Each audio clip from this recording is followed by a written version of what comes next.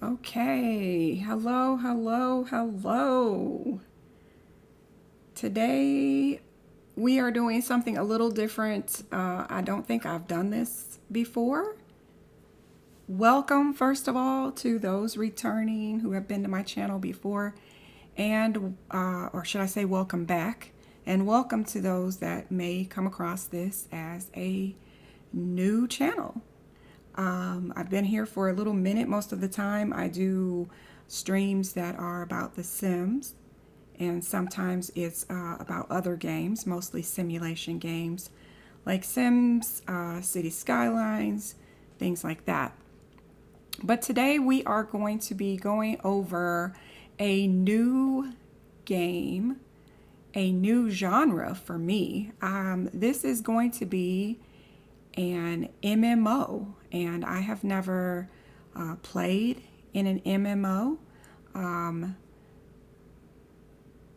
Honestly, I couldn't even tell you what the initials stand for. I'm going to try. I think it's multi or mass multi. What's the O for? I don't even know. But it just simply means that you're going to be playing with other people in your game. And I've never played with a game like that before. I'm a hardcore simmer, and I love the things about The Sims. But The Sims 4 is probably my least favorite out of all of the Sims games because it just doesn't have enough depth to keep you interested. I don't like games that get boring very quickly from just being repetitive. But Palia looks to be an adventure game, but also bits and pieces of the best parts of The Sims. Yeah, yeah. So we're going to jump in here today and spend about an hour just reviewing the live stream that took place, I think it was last week. But I actually have been accepted to be a part of the closed beta test that starts tomorrow, and we are actually allowed to stream it. So I will be streaming that. I'm going to be showing you everything that you can do in the game and seeing it for my first time that is longer than a stress test, because I did take part in 2 of the stress tests, and that's all I can tell you about that. But we will actually be able to keep our progress starting tomorrow. So we'll be starting fresh. I'm excited about it. Let's jump in here right now and see the developers. They have put together a lovely stream for us, and I may jump in every now and then to express my excitement. But let's go ahead and see what wonderful game we have coming to us starting tomorrow. Open access, or should I say open beta, will start next week on the 10th. Closed beta is starting tomorrow, and I will be streaming probably every day.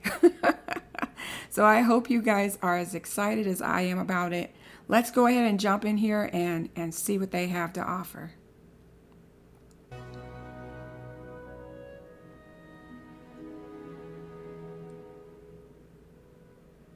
Hello, everyone, and welcome to Palia's Gameplay First Look.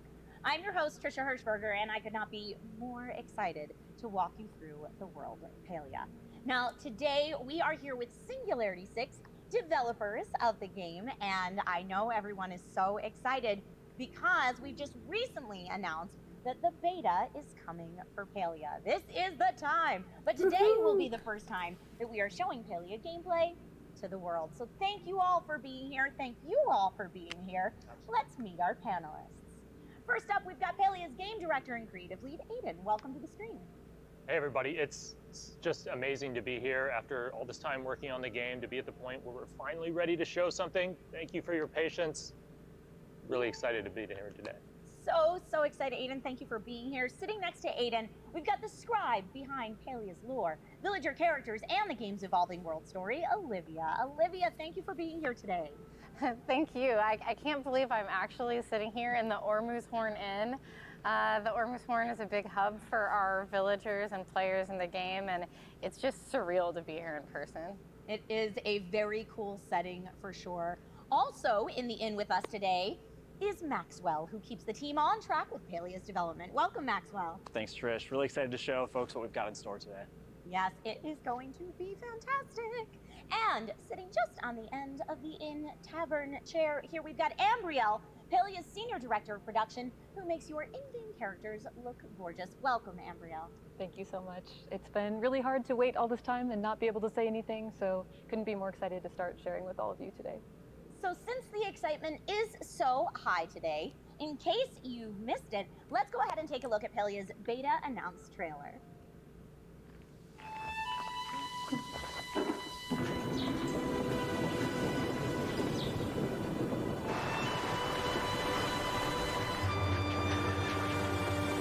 It's so pretty.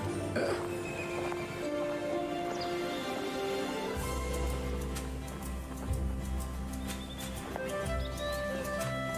See, they look like Sims to me. Oh,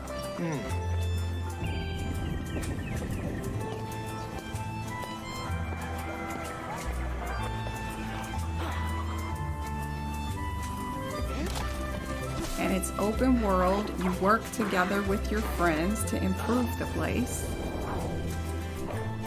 Cooking, gardening, fishing.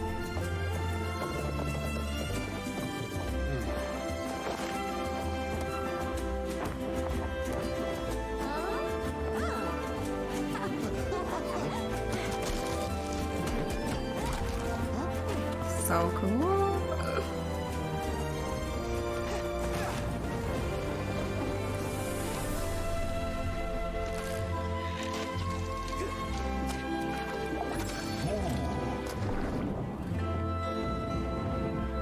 Look at all the furnishings.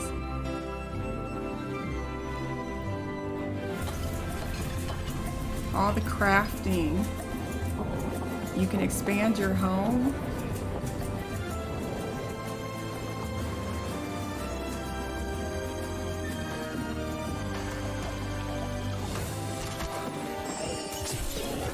There's magic.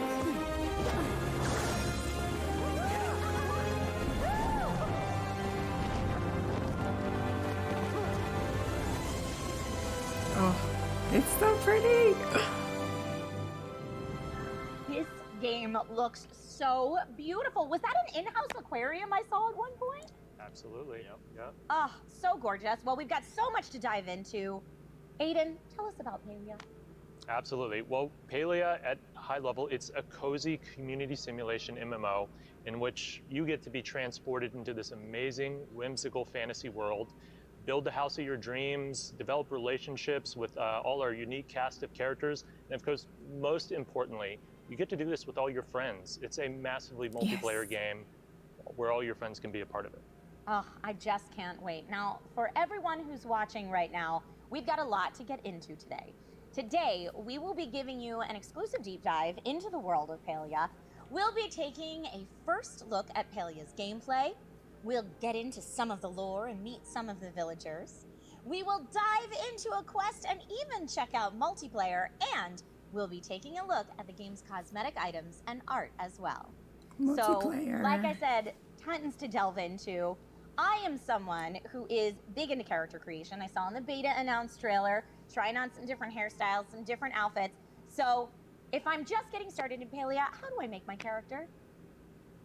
Absolutely. So this is actually the very first experience that you do in the game. You know, once you've logged in, and you can see we jump right into the lore right off the bat. Yeah, eventually we're going to learn what this swirly pink purple void is, so we're already in the story.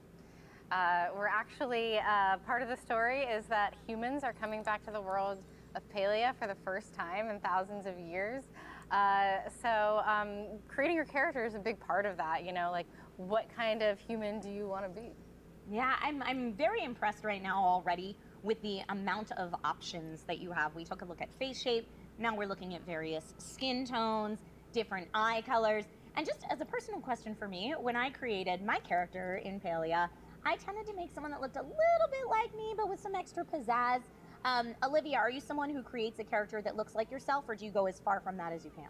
I try to make them look as close to myself as humanly possible. Like if a game doesn't have like copper long hair, I'm like, oh, I'm already turned off for this game. So I'm glad we have so many options, so many people can, you know, be able to find themselves in our character creator. Absolutely. And Aiden, for you, do you design a character that looks like yourself, or do you generally go into what you'd like to be in a fantasy world? You know what? I'm one of those players out there, and I know some of you out there are in this space as well, where I often make a kind of feminine character in when I play video games. Okay. And so I just love what options that we've been able to create there. Just so many awesome hairstyles to express, you know, a character just the way that you want. And speaking of hairstyles, is this a secondary hair color that I see, or you can choose your primary and secondary, so you've got a two-tone going there, Olivia? You can have a secondary, primary. Your eyebrows can be a different color. And to Aiden's point, where he was saying, you know, he usually likes to create a more feminine character. Something that I think is really cool with our game is that whether you have a masculine or feminine body type, you can wear whatever clothes you want. So you can have a masculine body type and wear a dress and have a feminine voice. You can have a feminine body type and wear pants, which is normal nowadays. But it's really up to you how you want to customize your character. So really, you have options. At the end of the day, limitless options, and I assume more will be added over time, as this is a living, breathing. Absolutely. It's a live service game, and so that's one of the great things. You know, we're happy about the options that we're starting off with, but you know, this is day one from when the game first comes out. We're going to continue to add things into the future. So definitely, as players, you know, let us know what we're missing. We're excited to keep expanding this world over time. Excellent. And our character, Maddie Mush, I believe is what the name was there, is looking so cute. So after Maddie Mush is created, what comes next? So we're going to jump right into our introduction cinematic. No small amount of drama for how you enter the world of Palia. So let's check that out. Yeah, we love drama. So what are we looking at here? These are some ancient human ruins. It's a place that our Majiri, which are our kind of purple-skinned elf-like race, what they call the Phoenix Shrine. I wonder how they got that name, given the statue. And this is an archaeologist. Her name is Gina. And she's exploring these ruins and has triggered a magical event. So as we can see, there's some magic brewing up there. There's this sphere coming from the heavens. I wonder what we'll see. I mean, that sphere of light looks very familiar. Maybe we saw it at the end of the character Oh, look, creator. it's Mushy Maddie. Oh my gosh, Well, it's hooray. you or me, one way or the other. Yeah. So this is your character opening their eyes for the first time and seeing this world, and a very surprised archaeologist looking at them. Olivia, do we as the player know where we've come from? I mean, just the fact that we're kind of looking at our hands makes me think maybe this is a rebirth or an awakening of sorts. Yeah, your character is a brand new person, so they somehow know how to speak, but other than that, they haven't really experienced anything before. So this new home is brand new in their eyes. And I imagine our archaeologist, who is just kind of examining some ruins, is probably quite shocked at this point. Yes, Aiden?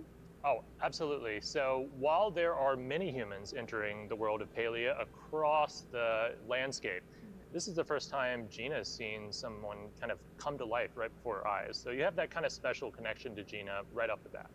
That's pretty impressive. All right, now I see it looks like we're starting to run through another area. Is this kind of our first look as the character at the world of Palia? Yeah, so this is where you're doing, getting adjusted to some of your basic movement. It looks like this player knows how to get their way around all right. But yeah, here's the big reveal as you go out into Kilima Valley itself. Gorgeous. Look at that rainbow. Look at that mist. And I assume we will be able to explore everything we're looking at right now. It is, absolutely. So, run down to that town. That's going to be the next step that we're going to go through here. Okay, perfect. And does that town have a name, Olivia? Yeah, it is called Kilima Village. So the root word is similar to Kilimanjaro. It kind of just helps you pronounce it there. But it's a small town. Used to be a bigger trade hub, but kind of has dried up. Sleepy little town. We've got 23 people living there. And 23 I think those, people small living town there. Vibes can be really cozy, which is a feeling that we want to. There's a reason why it's 23. Oh, it definitely feels cozy, and it feels like a world that I personally would love to explore and to live in, and I'm sure everyone watching feels the same way. Now, is Maddie just extra curious in going to the village? I think you can only is there have something that 24 Maddie's trying to do people, right now? including yourself, So Gina has per told Maddie server. that, I think that's why they said that. In order to kind of get their housing plot to get themselves set up, they need to talk to Ashura, the innkeeper. Ashura is kind of like the dad of the village. He used to be a war hero, but since then has become a pacifist and opened up this inn. And when the humans started emerging, he just kind of naturally took it upon himself to help people get set up. The inn's really small and can't, house hundreds of humans, so he's getting them set up with a tent. And we're about to meet him just now. Well, that's very kind of Ashura. I notice we're also walking past some other villagers. Maxwell, are you the type of player that when you first go into a game like Palia, you want to talk to all the villagers, or are you going right for the quest? I do like to quickly chat and just get to know who I'm around, and then I beeline it straight for, all right, let's get this going. How's your day going? Yep. And Ashura has quite an interesting look to him. So, Ambrielle, I'm going to ask you to kind of weigh in on the character design of Ashura. Oh yeah, I think Ashura's design is really awesome. It's cool to see. He's got these tattoos, he's got a dog tag around his neck, so you can really tell what his background was like.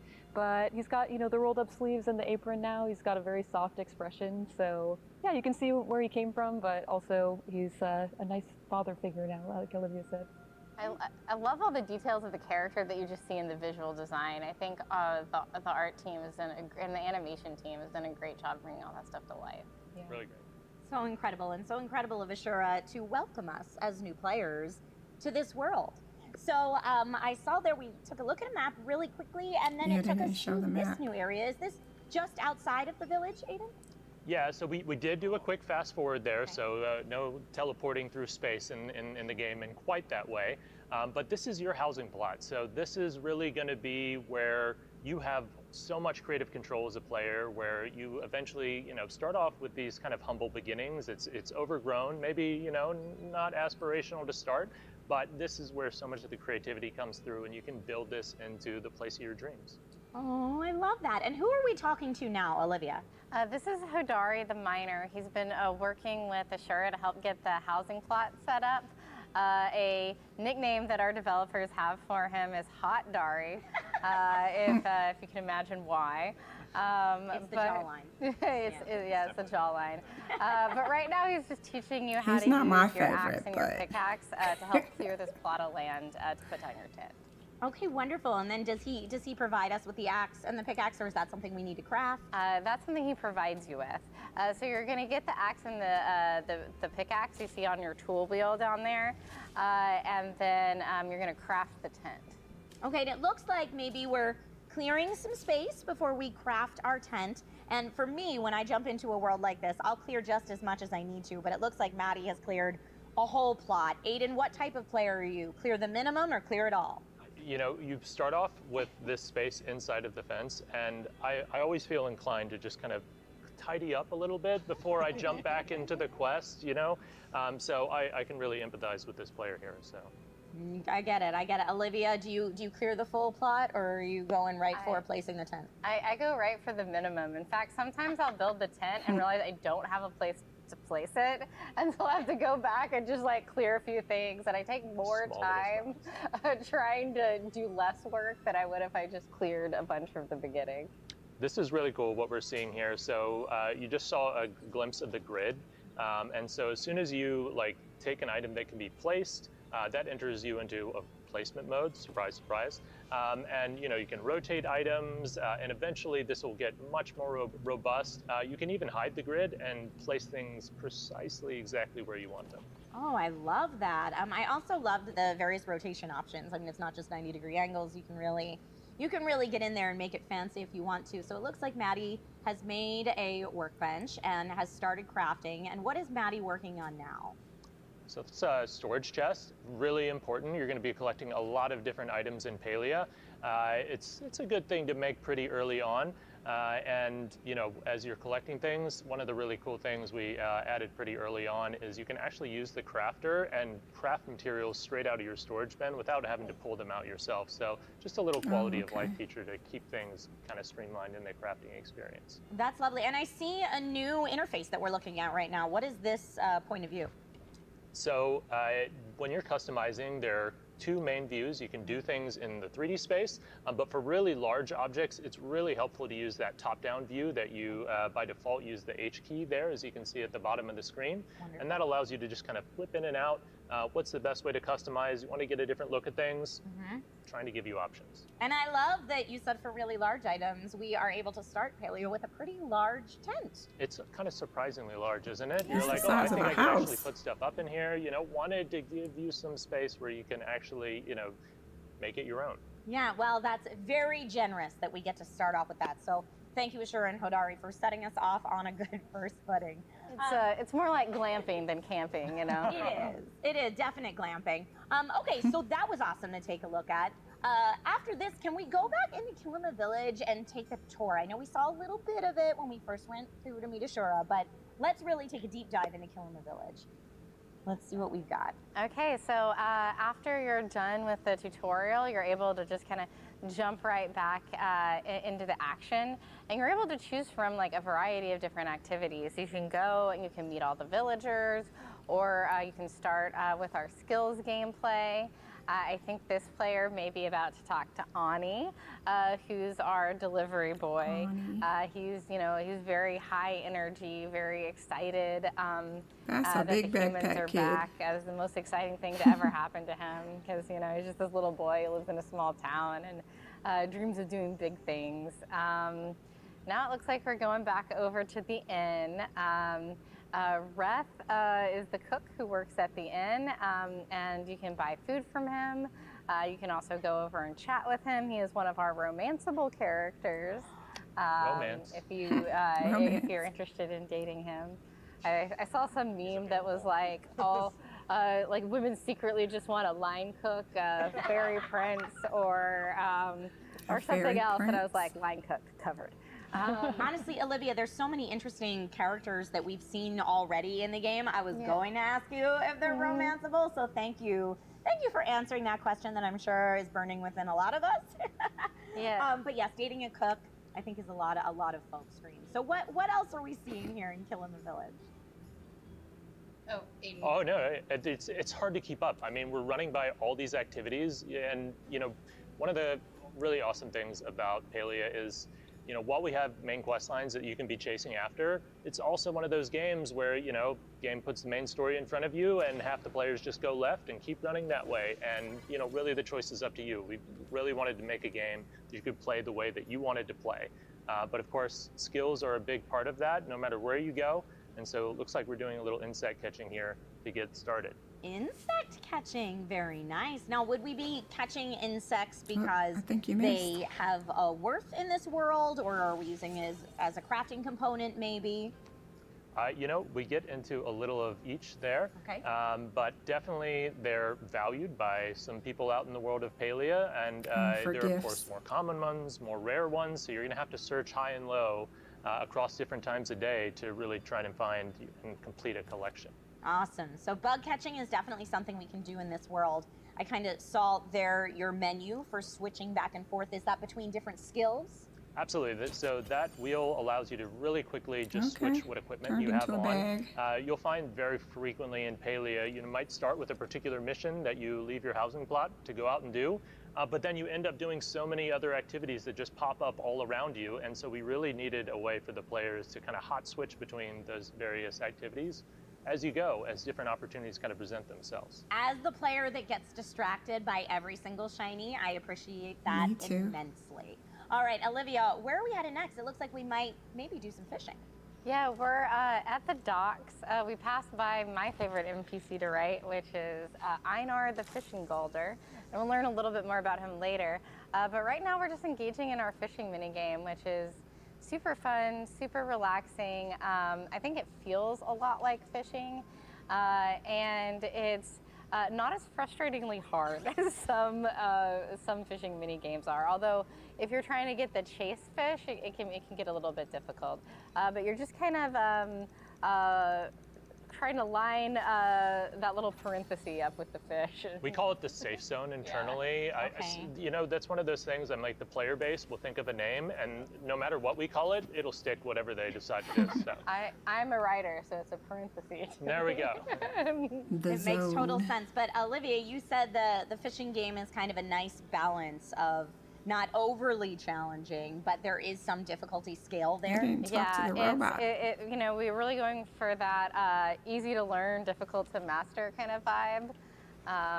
Yeah, it's all of the fish, like if you're just trying to kind of complete your fish collection, are pretty easy to get, but once you get into the star quality fish, which are the ones you can display in your housing plot, those get a little bit harder to catch. You I scared the see. deer. So we have different difficulty levels of fish. It's all making sense now. I love a good fishing mini game, so I've got lots of questions there, but we'll move on. It looks like Maddie is running around outside, maybe doing a little bit more insect catching.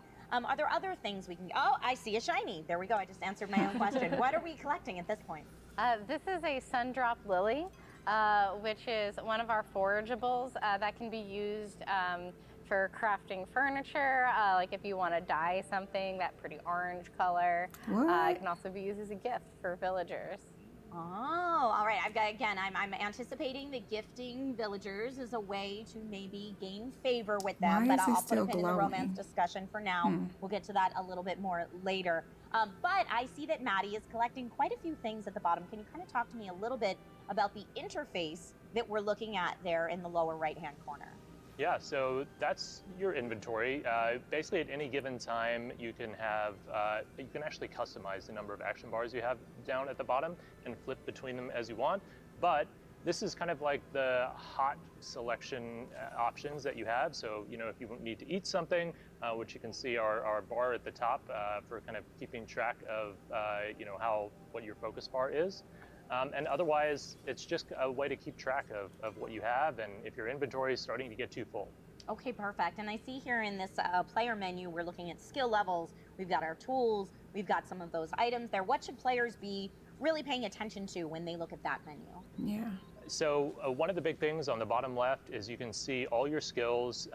Each of those have their own level associated with them. Okay. And particularly in the early game, every time that you're leveling one of those, you're going to want to go back to the skill master associated with that skill because they're going to have some cool rewards, new gameplay, new content for you to access as you progress through there. Excellent. Yeah, there's a lot to look at there, but I'm sure it will become commonplace the more time we get to spend in Palia. So it looks like Maddie is kind of splitting her time between a couple different activities. And do you recommend that folks kind of jack of all trades it in Thanks terms for of the skills, or follow. really Welcome to the specialize stream. in one specific skill and then, perhaps trade or use that to their advantage? Olivia? I think that Heritage, you can really play hi, either way. good to see you. I tend to do a little bit of everything because We'll be playing this tomorrow. Like cheating, to not actually get the things that I was supposed Wife to. Mom to Simmer, use in hello, crafting good to recipe or see for a you. quest. But you can also just We'll be playing with this tomorrow. I'm so specialize in one excited. thing and then trade that stuff for gold. Or you can ask other players. I did get my email. I did get early access, so I'll be playing tomorrow. I'll be streaming I it. imagine that we have various quests that kind of walk us through familiarizing ourselves with these various skills. Correct. We have a bunch of different NPCs are like Welcome heads to of the our stream. guilds. Thank you So for the Einar's head of follow. Fishing Guild. Nice. Alani's head of the Bug Catching Guild, and we have quests with those characters to help you learn those skills. Perfect. So once we've gotten all our skill levels up, how do we go in and build the house of our dreams? Let's see. So you can see we've kind of fast forwarded in time again here a bit, and we've got a, reasonably progressed house, something aspirational. We've definitely moved beyond the tent phase here. And again, we're kind of jumping between those different housing customization views in order to This part is so build cool. things out just the way we want. Oh, In this case, is the like The player's Sims for looking me at right the here. kind of attachment points between their buildings and the walls on the outside, which allow you to, if on the inside, do you want there to be no wall between the rooms? Do you want there to be a small door, like a double door? And this is something that you'll also unlock more options for over time. Same thing with the windows on the outside. You can go no windows all the way up to, really nice customized big things. Did we So just put an cool. addition on our house? Absolutely. So that's also one of the big things you're seeing. Again, mentioned that this is kind of an early game. You can have a mansion if that's where you want to take this Wow. experience to, add a bunch of additions to it. But yeah, as you add those, acquire new rooms within the city hall, you have to build those and go through some of the craft time associated with it. It's also a nice thing to have your friend come out and help you get through. Your Now, when you friends can mentioned come and craft time, help is that you. in-game time? Is that real world Tomorrow, time? How does guys, that I'll work? show my So for the code buildings, so that once if you've you want to gotten be the friends with materials there me, is a real world craft you time can follow. associated with You it. can join. Generally, I'll put that up there's a little bit tomorrow. of time associated with bigger things in the world. Excellent. And I saw we just kind of added this whole addition to our home. But if you wanted to get really granular can play do it, together. just by doing the walls yourself and really get in there and customize, that's an option too, correct? Right, so you can kind of change the connections between them. You can also customize the wallpaper, the flooring, and of my course gosh. decor, interior customization. That's something that is really rich in Palia. We have hundreds of items for you to find, Yes. and you can really put them throughout your house just the way you want to. I wish that in real life you could add an addition to your house this quickly. It's like gosh. 4 hours, like that'd be great. Just some wood yeah. and some stone. Man, I'll do that any day. Yeah, it took me months to just convert my garage, so. Wood and stone in 4 hours, perfect. I agree. That would be lovely. All right, it looks like Maddie is Look going at inside so you can this. see some of these interiors that you were talking about and some of these interior options. Which interior options are we looking at right now? Can you kind of walk us through some of the things that we're seeing in Olivia? So this player is pretty advanced, pretty far into the game. So they have some of our more chase furniture items. Ambriel, maybe you could talk a little bit more about that. Look at that. You have to build over it time, yourself. You can, like Aiden mentioned, collect hundreds of different decor and furniture items. So yeah, this player has gotten some pretty rare stuff. So they're probably investing a lot in this crafting system, learning to make some pretty high tier recipes, and maybe spending a little time at the underground market, picking up some super rare stuff. The We'll get into the underground underground market. in a bit, but magic is a bit taboo in this world. So if you want magic items or you want some kind of, more expensive art that might have fallen Look off at all a the truck, furniture. we have a cool underground market. Oh, I love that that whole thing exists in this world. Like you said, Right? we'll have to get more into that a little later. But I also love that Maddie is able to craft furniture items, it looks like right now. And that's a skill in and of itself. So it's not just a currency-based type of thing to get furniture. You gather the resources or trade for them, and then you craft your own furniture. That's really cool. So what is Maddie making right now? So the Choppa is one of been the most popular characters as we've been developing the game, and so of course there are a ton of Choppa themed items, wallpapers, all sorts of things that you can find in that theme, and of course then you can use those to customize your house just the way that you want. How beautiful. And again, look at these placement options. So Olivia, kind of walk us through, once you've created something, what is the process to then place it in the world? It's pretty straightforward. You can either have the in-world view, like what you're seeing now, where you just click on the item and you can move it along to select on the grid, or you can actually place anything in that top-down view, which sometimes like a really big piece like the gazebo, I kind of prefer to do in the top-down view. Totally. Cool. And this house looks so beautiful. I feel like Maddie, yes, is making. I already know I'm going to lose many hours of sleep wants to have friends over playing and this entertaining. game. How does that work as far as if you wanted friends to come over your house, or maybe there are friends that you don't want to come over your house?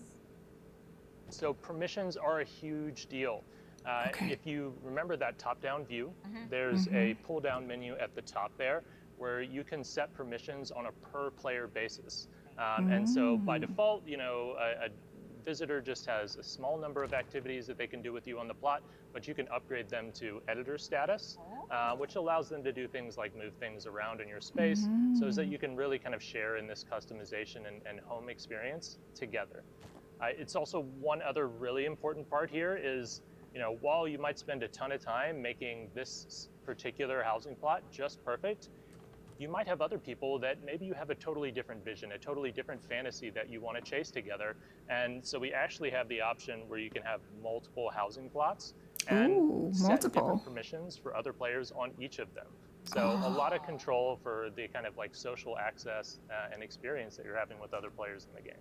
I love that. And so there's no like PvP where someone could come destroy my home after I've crafted it just the way I want to. No, you're giving somebody, if you give somebody editor status, they can move things around. So it is something, you want to give to somebody that you trust and you want to have, that kind of shared experience with. But there's no way that they can come in and destroy items of yours. There's not a lot of destruction happening in Palia. Okay, great. We're keeping it cozy and friendly. Absolutely. Cozy vibes going throughout everywhere. Okay, perfect. Getting this hanging plant exactly where Maddie wants it here so that the entryway looks perfect. I am here for it. Now, you had mentioned, Aiden, having multiple plots. Is there a limit to that at this moment? It's definitely more than 2. So that's really cool. So you can really have that communal aspect with friends and make your own little town-o plots, if you will, of sorts. That's I like very that. cool. Town of plots. Town of plots. There it is. I also, in games like this, really enjoy gardening, and I think a lot of folks watching can probably relate to that. So what do we have in terms of gardening? Olivia, walk us through what we're seeing just now. You're placing another gardening plot, and then you get the hoe that allows you to till. I like how therapeutic this feels. It's very tactile. After that, you can plant your seeds. Maddie has a good variety of seeds. She's got tomatoes, she's got onions, she's got carrots. A cool thing about if you rotate your crops like that is you actually can get buffs from the tomatoes being next to the carrots. So if you're a min-maxer, you can do that. Or if you just like the look of one particular crop, you can do that. There's a lot of freedom in our gardening system, which I really like. All right, I want to hear more about min-maxing the garden. When it comes to, are these things we have to self-discover in the game, or do we get clues throughout Palia about where to position your crops to get these bonuses? I think Maxwell might do a good job of answering that. Yeah, we try to make sure players are able to discover this themselves and expose that information. It's not hidden to you. And so we see the examine key there. If you press, again, default G, you'll be able to see the buffs that are being shared, as well as if you look at the seeds in your inventory, it'll give you a little hint about what to expect if you plant it next to a different crop. So. Okay, great. And I see the bars as we're planting seeds. I saw the bars above that. What is that showing us? That's the watering. So here we go. Maddie's gonna get some water in her watering can and then hop on over and make sure that the plants are well watered and ready to grow. Well taken care of. The seeds will not grow if the soil is not watered. This is perfect. So is this done one square at a time? Is there a way to kind of water multiple, or is that getting into spoiler territory and we shouldn't talk about that today? I think we could talk about it. Yeah, starting out, we're gonna give you some simple tools to get you going, but as you engage in the various skills, eventually you'll be able to craft higher tier of each of the tools. And so, you'll get a better watering can that will have maybe a wider cone to water crops and make it a little bit easier because you'll also get more soil plots, so you'll have a lot more plants to be taken care of at some point. Level up. Yep, level up. Level it up. Now I see we're harvesting. When we harvest, do we have to start again from the seed phase? Do we get seeds as we harvest? How does that work, Aiden? Yeah, it's definitely something that typically you'll start again, so you have to put seeds down. You can get seeds from a variety of sources in the game. Buying them at the store is kind of like the default basic. But we also have different kinds of seeds, like our tomato plants. You see, we just harvested those, and they're going to regrow again. So you actually don't have to go Oh, back that's to the good. starting phase until you've done several harvests on a tomato plant. This is where the Okay. min-maxers have spent a lot of time trying to spreadsheet out their plots to figure out how they can maximize kind of their earnings over a period of time. It was really cool in the alpha to see players making these grids of how they were min-maxing the various spaces and kind of sharing that information. There was like a whole template that got developed for people thinking about this. And of course, Wow. this is a live service game, so it's going to continue to evolve. So Yeah. expect us to shuffle up that meta from time to time. Yep. And I love how much you guys, saying y'all as Singularity 6, really do listen to the community and take that player feedback. So when you get grids and stuff like that, when you see players sharing those kind of things in the alpha, do any of those things ever make it into the game? Oh, absolutely. It would be hard to understate the impact of the alpha phase that we've been in. We've done multiple external play tests through that, gotten so much great feedback, ideas. It's something that we pay a ton of attention to. So I really just wanted to say for a moment, thank you for everyone who has play tested and helped improve Palia over You're time. welcome. And for those of you who haven't gotten to be a part of it yet, we've just been developing this arm and getting adjusted to having players be part of the experience. And this is something that's going to continue as we go into the beta phase. That's awesome. Thank you, everyone. Ambrielle, because we didn't get your input on gardening, is there a favorite crop that you like to grow the most? Oh, I mean, we talked about how you don't have to replant tomatoes, and that's really nice. I think you've got to have a good variety to do a little bit of the min-maxing. It's fun because if you want your garden to be super aesthetic, you can plant whatever you want and you're not going to get any downsides. There's no harm in just planting all tomatoes if you think that looks beautiful. But yeah, mixing and matching them gives you some fun bonuses. Perfect. So whether you're going for beauty or min-maxing or a little bit of both, you'll be all set. All right, we touched on some of the villagers that live in Kilima Village, and I'd love to do a bit of more of an in-depth look at those villagers if we could. So let's walk through some of the villagers that we will meet in Kilima Village. Olivia, describe who we're talking to right now. This is Zeki. He is a Grimulkin. The Grimulkins are cats from outer space. They're like libertarian space pirates, and they run. In addition to the regular store, Zeki also runs the Kilima branch of the Grimulkin Underground, and that's where you can get cool magical items, maybe some more high-tech stuff, because remember they are from space. So if you want some technology that's not something that would usually be available in like a small village, you can get that from the underground as well. But he's like one of my favorite characters to write. I love his animations. I love his sense of humor. And Olivia, as our lore expert here on the panel, can you tell us again why some items might be more underground than others? So I think I mentioned earlier, magic in Palia is a bit taboo. They grew up in the shadows of this human civilization that crumbled, and they were, a highly magical civilization, and so they have interpreted this as magic is dangerous. Okay. And so it's very regulated, and Zeki is against regulations, so whatever. It looks like we've gone to the All city right, hall. so be friends with This Zeki. is Be friends with Kenyatta. Zeki. She's the daughter of the mayor, and she's kind of a rebellious teenager. She's been given this job as a way to like learn responsibility, but she's like pretty bored. She does not want to be working here. But the player coming and talking to her is like a good break in her day. So she always is welcoming the players when they come by City Hall. Now, is Kenyatta also a romanceable option? I have to ask. Her style is so cool. She is, and she has a very fun romance plot. We were very excited to write her romance. I love it. And you said she exists in the world as the mayor's daughter? She's an adult. She's not a teenager. She's the daughter of the mayor, who's like this kind of bumbling politician character, and the magistrate, who's his more like strict, sort of like upper crust, like Victorian aristocracy wife. She knows how to get things done. You know, she's great. I love Eshe. I love that. Well, Ambrielle, I'm going to pick your brain on Kenyatta's look in just a bit later on Robot. the screen because her style is so cool. And now we're looking at Olivia, who I said you had said earlier might be one of your favorite characters. Yes. Yeah, Einar is a Galder.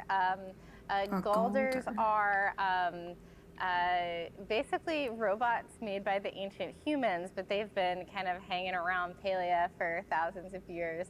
And they were all programmed with something called the oneness. And that's like the one thing in the world that makes them happy. So Einar loves to fish. We have another Galder who loves to like take care of people. She used to be a nanny back in the day, so she's very caring, very loving. And we have a lot of fun Galder characters. So the Galder follow their programming very closely, even though they were programmed thousands of years prior. It has become a little bit disconnected. So like if there was a Galder who wanted to, or who was made to build houses, now they might say like, stack rocks by the beach and watch them fall. Because the oneness is in the act of doing the thing, it's not in the results. So I think that it's like a cool way to kind of talk about like, you know, that one thing that you really love and how that can evolve over time. I love that. So it's like they're programmed with a passion, Yes. but not with an end goal. Exactly. And we're going to see some Sounds really like fun ways EA. No, that, I'm just kidding. We'll play with this kind of concept over time. So That was it's shade. interesting. Yeah. It's one of my favorite things that like the writing team has had fun playing with and like taking it into a bunch of different directions. That's awesome. Okay, so I asked if we had different romanceable villagers that we can speak to in Kilima Village, and let's really get into this. How can I be friends with the folks I meet in Palia? There are several ways to kind of gain friendship points. This is our friendship tracker. So you can see that Maddie is friendship level 2 with Ashura right now. But the several ways of getting to know them are... Halcyon, that's who I'm after. So you can talk to them once every Hopefully he's daily not a day, kid. I gotta make every sure he's not hour. a teenager. You can also give them gifts once every real world day. And they have these special gifts that they like called weekly wants. Those you can discover through talking to the villagers what they want that week. Or you can even talk to their friends. So if you're talking to Gina, she might tell you what her best friend Hecla wants that week. And once you learn it, it'll show up on the weekly want UI, and then you can give that to them for extra points. That's really cool that you can get to know their friends. It makes it feel like a living, breathing society that you're a part Yes. of. That's awesome. Ambrielle, question for you. When you play games like Palia, or when you're playing Palia, do you like to focus on friendship and society first and foremost, or do you like to focus on your gardening and your home plot like we've seen earlier? Yeah, I think in games and in life, I'm more of an introvert. And so I'm usually focused a little bit more on skills, a little bit more on building my house. But like Olivia, my first priority is becoming best friends with A&R. And after that, mostly focused on the house. This isn't too much a spoiler because you learned it early on, but Einar will always accept shiny pebbles.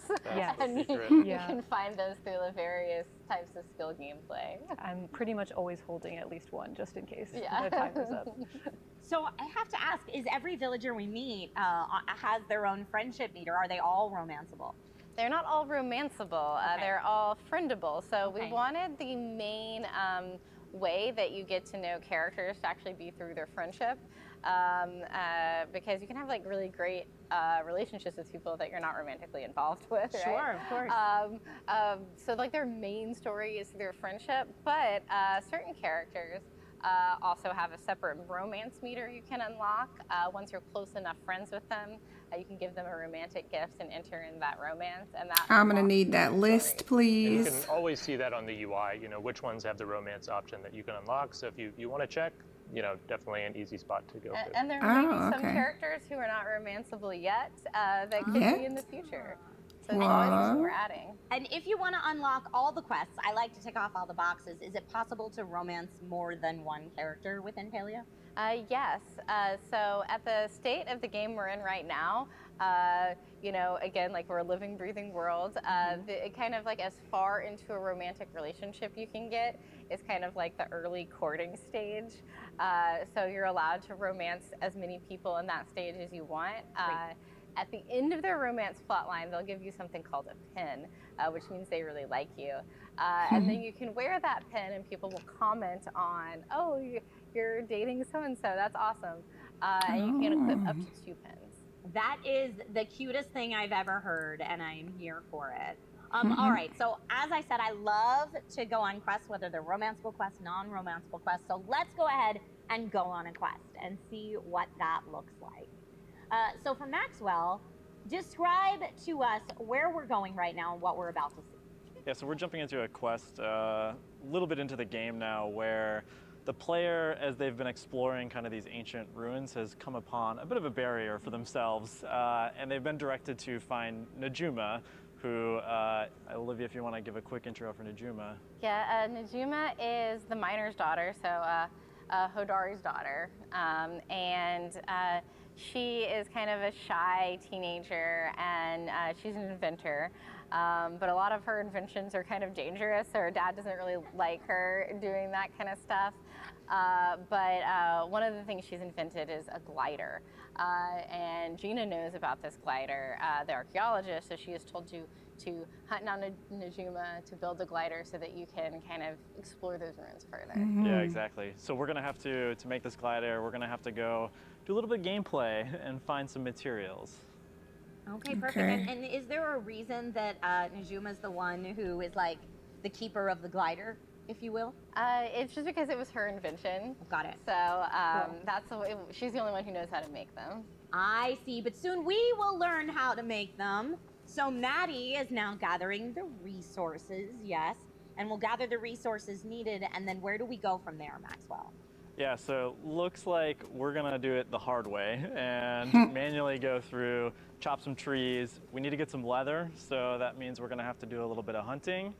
And then lastly, get some fabric, which we can grow cotton at the home plot. So we're collecting everything we can here, and I think once we get that, we'll be able to go back and use some of our auto crafters on the home plot to make the final pieces required. So. Now, when you said Maddie's doing this the hard way, that leads me to believe that you would play this differently?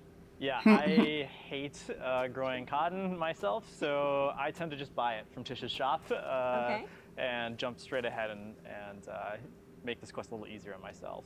Got it. And you buy it from the shop because you're trading it, or how does that work?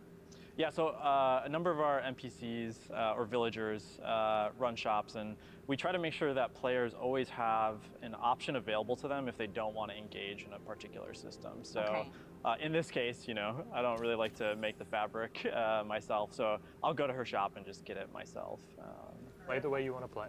Play the way you want to play. I love that. Well, I mean, that's the thing. With a game that you're going to exist in for tens, potentially hundreds of hours. Chris says, I'm so excited for this game. Absolutely. Welcome to the It's been a stream. core part that we've I tried to am build into super Palia, kind of excited throughout for the this experience the whole game. time. So, and also I've the been authors watching really it helped for a us little kinda while tune in parts of now, that, just and I'm happy to the it's right finally coming And to the it looks public. like So we're really putting welcome to the together stream. this Thanks for the glider follow. piece by piece. Olivia, how do we make a glider if it's not too much of a spoiler? It's not. I love how much work you right have to now, put you're into making it wood planks to with make our things, autocrafter system. but you get to show Maxwell off your probably talks a little bit house more and have about your how the friends come autocrafters over work, and but see you're your gonna be house. making fabric, And they can even help you and to planks and all and leather and all gather the the ingredients you items. use in the glider. So cool. Yeah, and so a player over time will acquire a number of auto-crafters in various skills to help them, you know, refine the raw materials they collect out in You the world tried it? and turn Yes, it I was a into, part you know, of higher tier objects that they can, you know, make some of treasure the with, behind the or, scenes we saw stuff. earlier, like adding that addition to the house, which requires you to get the planks created. Yeah, that's a lot of resources, I would imagine.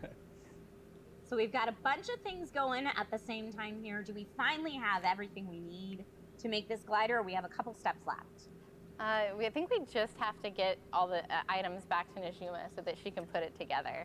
Yeah, it looks like we skipped ahead here. All the autocrafters work on a real-time system, so Okay. there is a little bit of time once you put your stuff in there that you'll have to wait. But you know what? I like that because there's so much to do in Palia that if I have to wait 5 minutes for leather, then that means I can go out and catch some insects or do some hunting or, put some time into another skill that I may not have had the time to invest in before. So I feel like it's really encouraging a really mixed gameplay experience, yes? yeah, it's also a great opportunity if you maybe want to take a break at a time. You can load up your I was just gonna autocrafters, say, take the break, come back. And You things might will be want to ready go for have you. lunch and come back. That. Who needs that? All right, we're back to Najuma now. We've got all the supplies.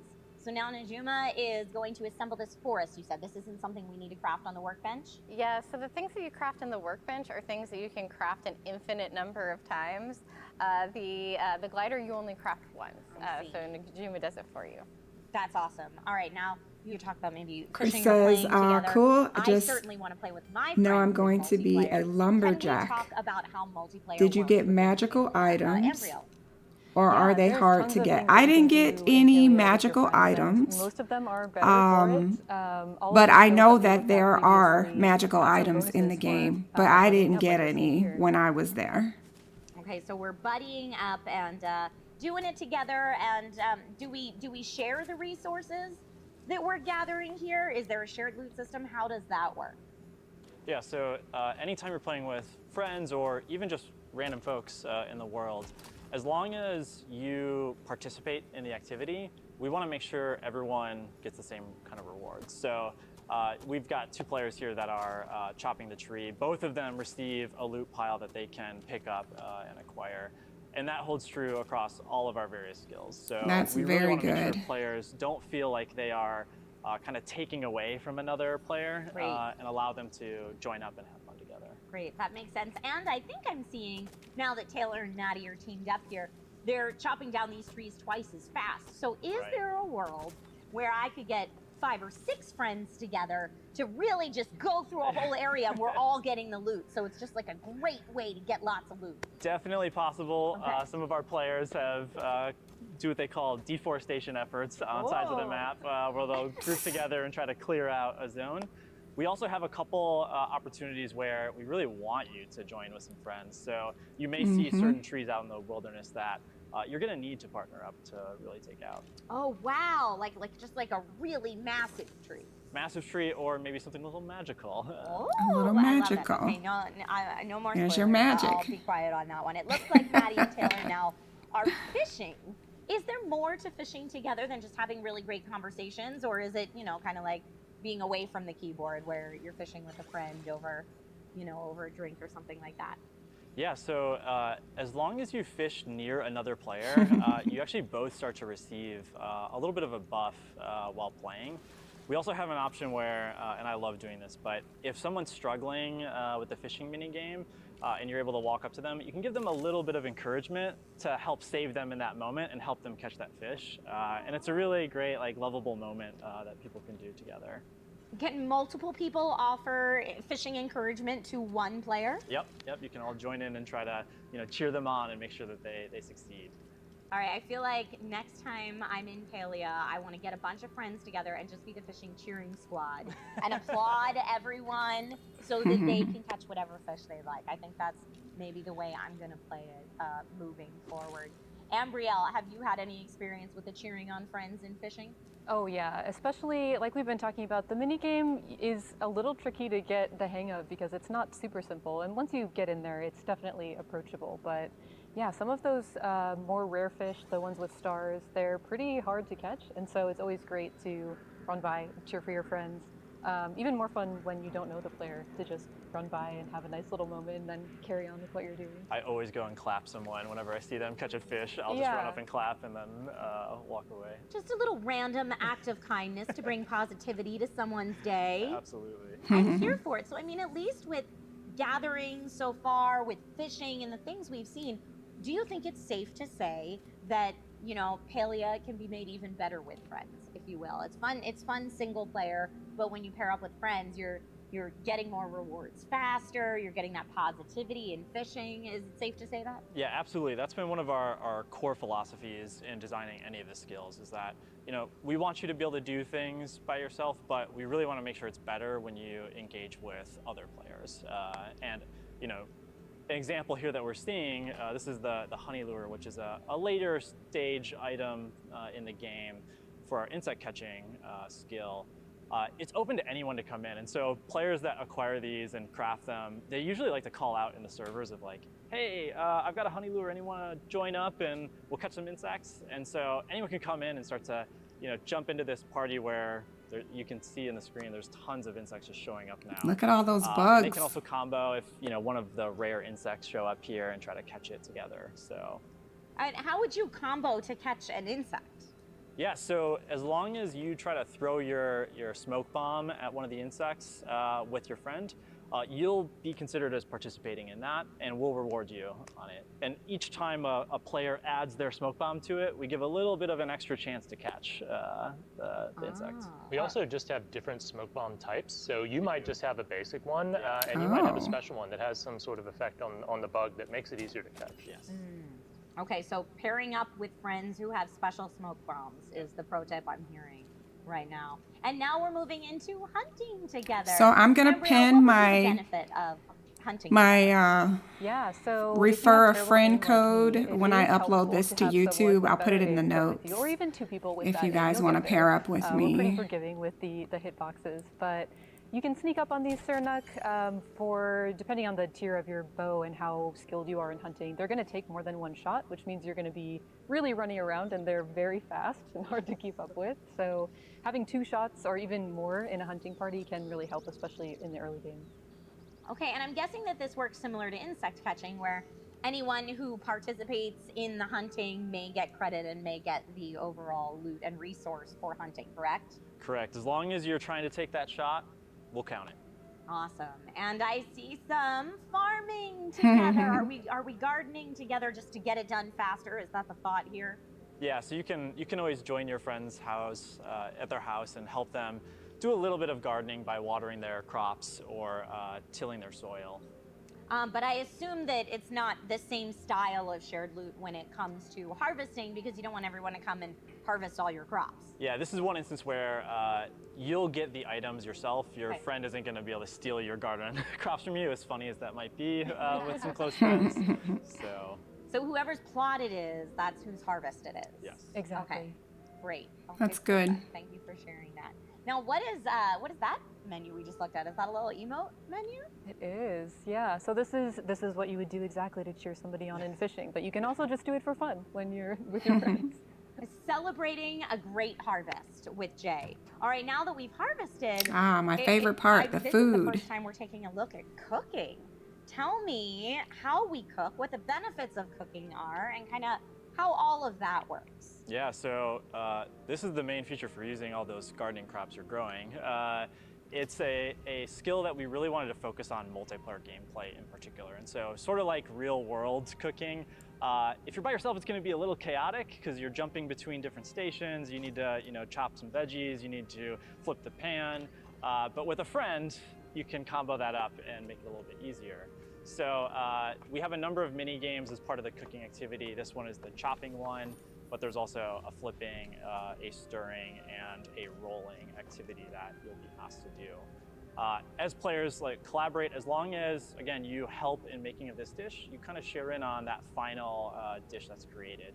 And I think Olivia mentioned earlier, but star quality dishes you'll be able to place on your plot. So, we see players often make a beautiful spread on their tables of their Yes. activities. Are there any particular perks or buffs or anything that you would get from a higher star quality meal? Yeah, so cooking and food basically fill your focus meter, which focus in the game really feeds into all of your progression. So as you do activities in the game and you level up each of your skills, as long as you have focus, we're giving you a benefit or a bonus on that experience earned. So it's definitely beneficial if you want to really push forward in the game to keep your focus meter full and make sure you're consuming food at a regular basis. I feel like that's a very stress-free take on a traditional survival mechanic within a game like this, where it's not like I need to eat and drink and sleep and keep all of that running in order to do this. Instead, you're rewarded for having your focus meter full. Is that correct, Ambrielle? Yeah, absolutely. Just sort of like a lot of things we've talked about, like with gardening, you can really min-max if you want, but you're not going to be punished for not doing the optimal thing. And same with focus. It's really beneficial to have a snack before you go out, just like in real life, but you're going to be fine if you don't. Just like in real life. I love a good snack before I go out, and in fact, had one today. All right. I've seen some pretty incredible looks today, some really nice fits on our villagers and on our characters. How would I go about increasing my own look and my own vibe check, if you will? Ambrielle, tell us about how we can look our best in Palia. Yeah, so we're running into Jell's shop right now, which is one of my favorite NPCs, and we're checking out all of the different options that we have. So we saw at the very beginning when we looked in Character Creator, there's a bunch of different options that are all available to players for free as soon as they start playing. And you can open up your wardrobe, which can be on your housing plot, at the stables, or you can come visit Jell's shop, which is the fun way to do it in town. And you can see all of those options that we saw in character creation for hair and all of these different outfits and accessories. And then now we're taking a look at some of the premium options. So these are, they get a little bit crazier. We have some fun options to mix and match here. Swap all of the colors so that you can take one piece from one outfit, mix and match it with a bunch of other ones, and try to create something that's really unique to you. Yeah, we're running through some of, this is a fan favorite so far for Sixers, and I think probably for players too. Are those shiny antlers we were just looking at? That's very cool. Exactly. That's very cool. Now, you mentioned that some of the items are more premium, and we're here at Jell's shop. So what is the currency in the world of Palia? Are we trading for this really cool bug that we just caught, or how does that work? Yeah, so this shop is the only place right now where you are using real world currency. So this is our premium store. For everything else in the world, you're using gold, which you're getting through insect catching, any of the other skills that you're just gaining normally throughout play. So this costs real money, guys. This part, the store. It is pretty fun to try to get some outfits that maybe match your favorite NPC or someone you're maybe trying to impress. Get something that maybe would appeal to them. Very nice. And what is this that we're looking at right now? That looks comfy. Yeah, we have to pause on this one. This is a super comfortable look. This is always what I like to be wearing at my housing plot. I like to have different outfits for every occasion in Palia. And this is the one I would prefer to be wearing in real life too. Yes, I think next time we all get together in this inn and do this stream, we should all be wearing that onesie. That would be perfect. I love it. I'm down. That's it. We have it. And oh my goodness, is that a musical instrument? Maxwell, what is that? Or can we play guitar in Palia? That was the Bard Star outfit, which, yeah, if you really want to live the rock and roll glam lifestyle, that's your outfit for you. Can't play instruments yet. Okay, yes. But it's definitely something we could do in the future. We'll see. I love that. And you know, there's a lot of people who want to live their best bard life. So I love that we have a look for that. Now, all of the looks that we're seeing right now, are these things players can expect to see during Palia's beta? Yeah, absolutely. So everything we're looking at now will be available during the beta, as well as probably a couple more options too.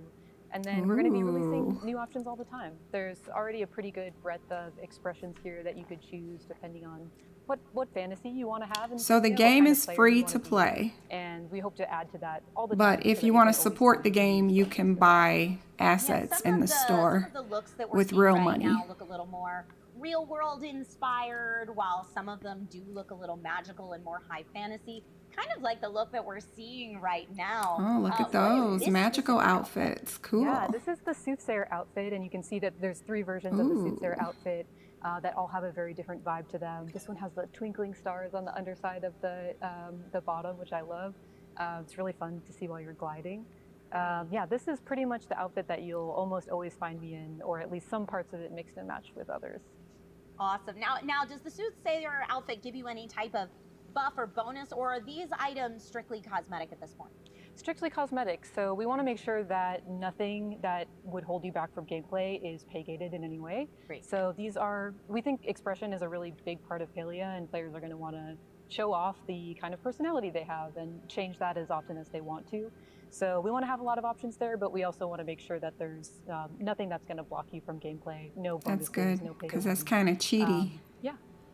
I feel like in terms of look, from what we've seen of Palia so far, it's very cozy, but there's such a wide variety at the same time.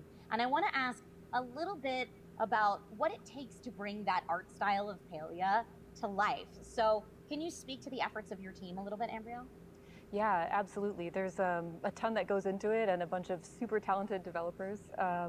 It all starts with an idea, obviously, and that comes from a bunch of different inspirations, whether it's from personal taste from individual artists, whether it's from inspiration from different media that we like, different art that we like. The world of Palia, it's a wide world already right now, but it's going to get so much bigger, like we keep talking about. There's a lot that will unveil in the future, and we try to take inspiration from all of those things um, as we translate it from a concept to modeling, rigging, getting it into game, animating it, all kinds of different texture, material treatments, and of course testing it through our awesome QA team. Yeah, it's a very in-depth process, but it really does pay off when you get to see it in world. And Maxwell, would you say the same for your team as well?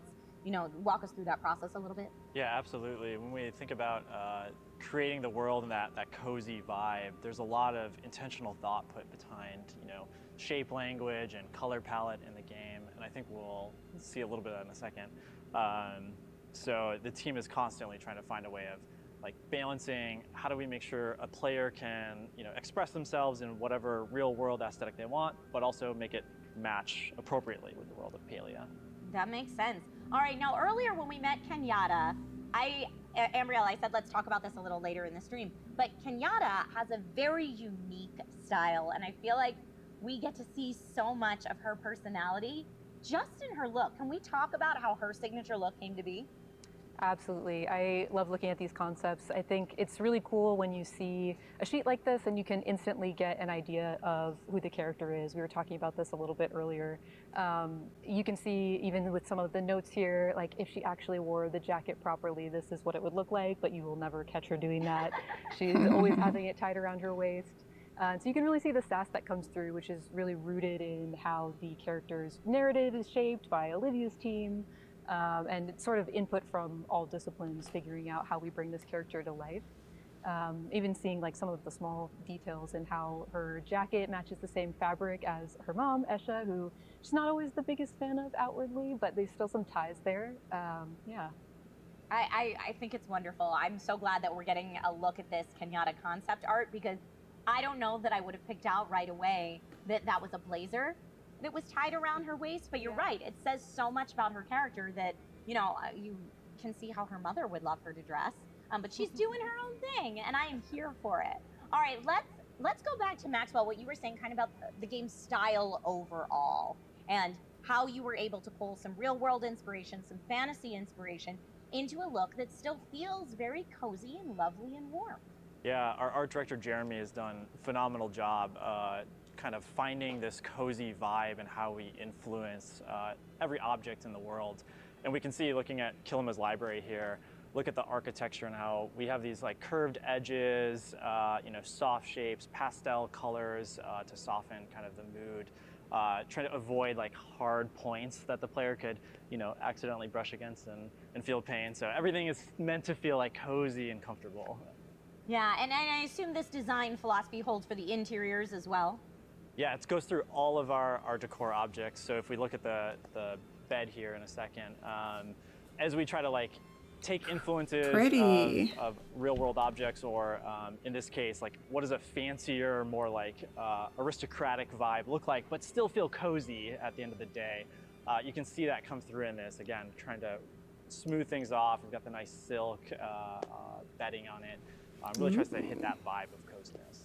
Yeah, and I mean, you can see from the art style alone the kind of sheen to the fabric, but is that reflected in how one would craft the items then as well? So you need the more premium fabrics to make the more premium furniture? Yep, as you saw that had silk in it, you're probably gonna have to get some silk in the game to make that bed. Wow. All right, awesome. We have already seen so much, but I am getting the feeling that there's more to Palia than meets the eye. Absolutely. As much as we've gotten to run through today, it's still just a sliver of all the things out there to experience in Palia. We do have one other really exciting thing that we wanted to show off today, which is looking at our first adventure zone, Bahari Bay. Cool. Adventure zone. Bahari Bay. It looks very mysterious. Where our first zone that we've been looking through, Kilima, compared to this zone, which is meant to be our title for them, our adventure zones, we're really trying to capture this sense of exploration, this kind of greater sense of scale. But this is also functionally where you're going to be doing a lot of the higher end gathering, where you're going to be doing a lot of collaborating with other players, finding so many of those hidden things, those boxes and such that we were talking about earlier.